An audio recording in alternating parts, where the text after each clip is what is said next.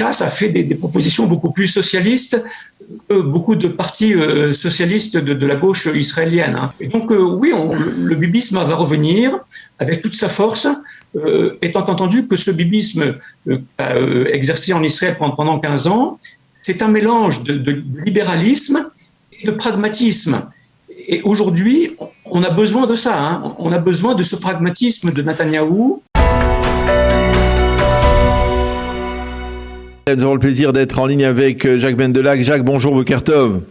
Oui, bonjour Daniel. Alors on va utiliser vos deux casquettes à la fois d'économiste et d'essayiste ce matin. Économiste parce qu'on voudrait avoir votre appréciation sur l'hypothèse, parce qu'il faut parler d'une hypothèse puisque les choses changent, tout est un peu fluctuant en matière de formation de la coalition gouvernementale. On disait qu'Aryeh Deri devait être ministre des Finances et on parle maintenant ce matin qu'il pourrait devenir ministre de la Défense. Mais en tout cas, d'une manière ou d'une autre, la question nous a interpellés.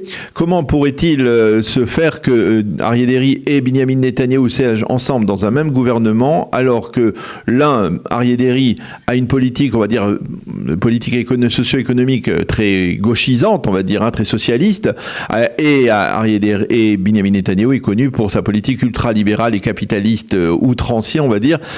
Comment pourrait-on les mettre ensemble pour mener une même politique ? Oui, vous avez raison. Le parti Chasse a présenté des mesures très sociales, très de gauche, hein, il faut le dire carrément, de la lutte contre la pauvreté, la distribution de cartes alimentaires, tout ça, ça demande à l'État d'intervenir massivement dans l'économie. C'est à l'opposé total de la vision libérale de Netanyahou, qui lui préconise plutôt la libre entreprise, l'État le moins présent dans l'économie. Donc oui, il va y avoir des accrochages, c'est certain. Je vous ferai remarquer que Netanyahou, dans son passé, a déjà fait des coalitions, même avec la gauche, même avec les travaillistes, même avec le centre. Et donc, Netanyahou, c'est un bon négociateur. Et donc, il va réussir sans doute à trouver un compromis entre ces différentes visions, parce qu'il a besoin de ce gouvernement, hein, il n'a pas tellement de choix. Et que comme le Chasse est arrivé en force, hein, ils ont quand même décroché 11 mandats, donc ça laisse une marge de manœuvre très, très faible pour Netanyahou, mais ça me semble qu'il pourrait forcément faire des concessions pour trouver un terrain d'entente. Il en a l'habitude, hein, il sait bien négocier, ça devrait se faire dans les jours qui viennent. Ça va prendre plus de temps que prévu, hein, c'est pour ça que ça traîne un peu en longueur. Mais finalement, je pense qu'il pourrait trouver un terrain d'entente. Mais il n'y a pas, à votre avis, de contradiction. Vous pensez que Netanyahou peut céder et mener une politique, on va dire, une politique, on va dire, en direction des couches sociales les plus défavorisées, après qu'il était considéré comme le grand prêtre, on va dire, du libéralisme et celui qui a modifié, on va dire, en 2004, lorsqu'il était ministre des Finances lui-même, on va dire, réduit les allocations familiales en particulier et d'autres mesures qui ont restauré l'économie israélienne mais qui ont coûté dur aux couches sociales défavorisées. Oui, mais il faut bien voir, il a été aussi très pragmatique. Hein. Il a baissé les allocations familiales lorsque ça lui convenait, mais il les a relevées lorsqu'il a voulu s'associer aux partis orthodoxes. Hein. Donc il a été très, très pragmatique. D'ailleurs, lui-même propose aujourd'hui de rendre l'école gratuite à partir de l'âge 0. C'est une mesure très interventionniste qui ne correspond pas à son modèle de libéralisme. Donc lui-même a compris qu'en 2022, pour faire une coalition gouvernementale, il faut faire des concessions. Voilà, alors ce libéralisme, finalement, j'allais dire un petit peu malheureusement, ça devient une sorte de populisme. C'est-à-dire qu'on essaye de satisfaire le plus possible de partenaires politiques, le plus possible d'électeurs. Alors c'est un petit peu dommage parce qu'on perd un petit peu le pied dans toutes ces idéologies économiques et politiques. J'allais presque dire, il n'y a plus vraiment d'idéologie aujourd'hui. Il n'y a pas la droite et la gauche, comme on l'a dit souvent. Hein. Il y a des réalités concrètes qui s'imposent et donc il faut faire avec. Alors justement, on arrive à la deuxième partie de notre entretien, justement, avec à partir de cet ouvrage que vous avez rédigé et qui est publié, qui a été publié il y a de cela quelques mois. On en avait parlé sur les ondes de Radio Kalita. C'est les années Netanyahou. Vous aviez décortiqué ce qu'était le bibisme. Alors on pensait que d'une certaine manière ce bibisme s'était mis de côté, mais on le voit revenir au galop avec une sorte de plébiscite, même si le Likoud s'est légèrement affaibli. Le bloc de la droite nationaliste s'est renforcé et Binyamin Netanyahou va pouvoir gouverner dans l'absolu avec une coalition, on va dire, relativement homogène. On va voir comment ça va se passer, mais pour l'instant, ça peut être homogène. Comment vous expliquez d'une certaine manière ce soutien, vous qui avez exploré, on va dire, ces méandres du bibisme, comment vous expliquez ce soutien, le fait que, par exemple, pendant un an et demi dans l'opposition, eh bien, cela n'a quasiment pas affecté la force électorale de Binyamin Netanyahou? Alors, c'est vrai, sa force un petit peu affaiblie quand même, parce que le Chasse et le sionisme religieux ont fait quand même de très beaux scores, hein, donc ça lui donne une position un petit peu moins importante.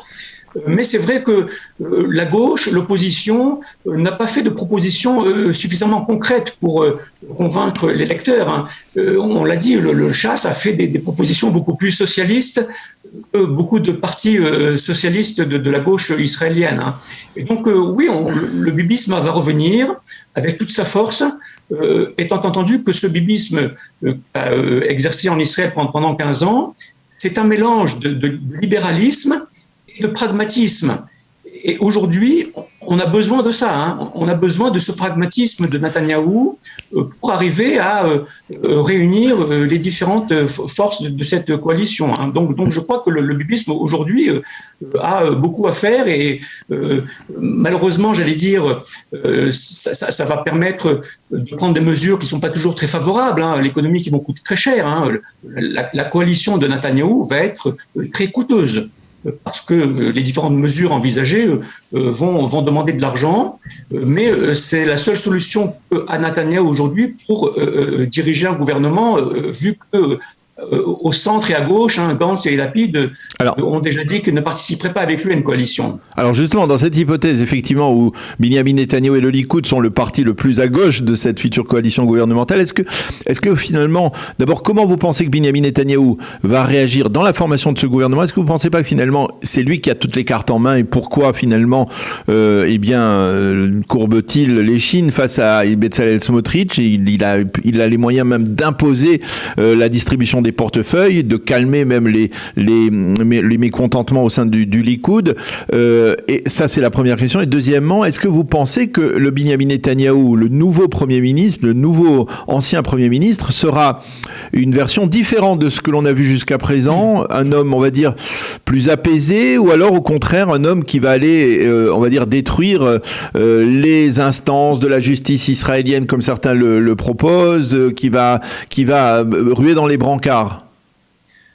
Oui, vous l'avez dit, Netanyahou, il a une marge de manœuvre assez réduite quand même, hein, parce que ses partenaires potentiels sont assez forts, l'ont surpris, et donc lui-même va devoir faire des concessions, c'est évident, hein. Alors ces concessions, il va les faire, notamment parce qu'il est important pour lui de reprendre le pouvoir, hein. Vous l'avez dit, il est en procès. Pour lui, ça l'arrangerait beaucoup d'arriver à un accord avec le procureur, de modifier les règles de la justice, du système judiciaire. Donc, c'est important de reprendre ce pouvoir. Vous pensez vraiment... Il serait disposé à le prendre à n'importe quel prix, à ce point, hein. Vous pensez vraiment que Netanyahou a l'intention, par exemple, d'entamer des démarches qui viseraient à annuler son procès tout simplement, purement simplement, et qu'il a la possibilité de le faire? Absolument, j'allais même dire que c'est son objectif majeur dans sa volonté de constituer un nouveau gouvernement. Alors, comment il le ferait? Et il a deux ou trois façons. C'est d'arriver à un nouvel accord avec le procureur, mais à ce moment-là, il faudrait changer le procureur, ce qui lui demande d'être Premier ministre, ou bien d'obtenir une grâce présidentielle, ce qui est possible aussi, ou bien d'annuler les délits pour lesquels il est accusé, donc d'annuler son procès. Voilà. Donc il y a deux ou trois moyens qui lui permettront de s'en sortir. Pardon Jacques. Il faut qu'il détienne ce poste de Premier ministre, sans quoi il n'y pourra pas. Comment est-il possible d'annuler un procès? C'est-à-dire annuler le procès dans la mesure on sait qu'il y a un bras de fer entre... Les délits qui lui sont reprochés seront supprimés du code pénal. Et à ce moment-là, ça devient un petit peu problématique. Mais tout le monde dit que ça ne sera pas rétroactif. Pour des délits qui n'existent plus. Tout le monde dit que ça ne peut pas être rétroactif. Même lui-même, il le reconnaît. C'est vrai, mais bon, dans la vision des juges, juger quelqu'un pour un délit qui n'existe plus, ça amoindrit bien sûr l'importance des accusations. Donc, c'est une façon, si vous voulez, d'atténuer le jugement en soi. Mais je crois qu'un accord avec le procureur, par exemple, dans lequel il reconnaîtrait une partie des faits et d'autres non, lui permettrait de s'en sortir correctement. Mais pour cela, il faudrait changer le procureur. Il faudrait revoir les prérogatives du procureur et du conseiller juridique. Donc, ce sont des choses qui font partie de cette réforme judiciaire qui le tient à mettre en œuvre. Et pour cela, il faut absolument qu'il détienne les rênes du pouvoir. Donc, vous n'avez pas l'impression que Benyamin Netanyahou sera un élément modérateur dans cette coalition par rapport à ces éléments radicaux comme Smotrich et Ben Gvir ? Visiblement non, parce qu'il a des intérêts qui lui sont propres. Et lorsqu'il agit par intérêt personnel, eh bien, les intérêts de l'État, les intérêts de la nation, les intérêts économiques passent au second plan. C'est ce qu'on appelle en gros le populisme à l'israélienne qui a sévi pendant longtemps en Israël et durant lesquelles Netanyahou a souvent pris des décisions qui étaient très pragmatiques, qui ne correspondaient pas à son libéralisme et à son nationalisme idéologique, mais qui était nécessaire pour lui pour survivre politiquement pendant longtemps. Et il a bien réussi. Vous avez le sentiment que, au sein du Likoud, d'une certaine manière, le mécontentement gronde, ou alors on va tout simplement se contenter de savourer cette victoire électorale et la passer à l'as en échange de portefeuilles ministériels, même parfois des portefeuilles minimes, pas véritablement importants? Oui, il y a une contestation qui gronde au sein du Likoud. Il y a une nouvelle génération de députés qui a été élue. Il y a beaucoup de voix qui demandent finalement le remplacement de Netanyahou à plus ou moins long terme, parce que beaucoup comprennent au sein du Likoud qu'il aurait été possible de faire une coalition avec Gantz ou Lapid, avec le Likoud, à condition que ce ne soit pas Netanyahou qui soit à sa tête. Et donc ça, c'est un frein, effectivement, à une coalition avec un centre, une gauche plus élargie.